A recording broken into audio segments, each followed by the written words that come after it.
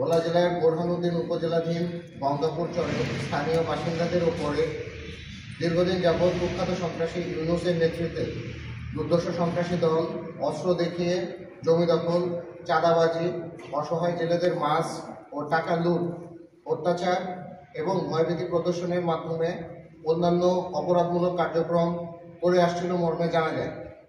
এরই ধারাবাহিকতায় গোপন সংবাদের ভিত্তিতে আজ 18 ডিসেম্বর 2024 বুধবার রাত 1:30 হতে সকাল 5 ঘটিকা পর্যন্ত বাংলাদেশ কোস্টগার্ড দক্ষিণ জোন অধীনস্থ বিসিজি বেস ভোলা কর্তৃক ভোলা জেলার সদর উপজেলাধীন দক্ষিণ দিঘলদি ইউনিয়নের কোরালিয়া গ্রামে একটি বিশেষ অভিযান পরিচালনা করা হয়।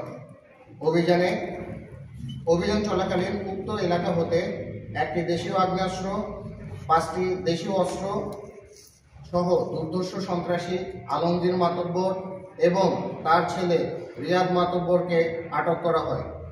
পরবর্তীতে আটককৃত সন্ত্রাসীকে জব্দকৃত সকল আলামত সহ ভোলা সদর মডেল থানায় হস্তান্তরের কার্যক্রমটি প্রক্রিয়াধীন রয়েছে।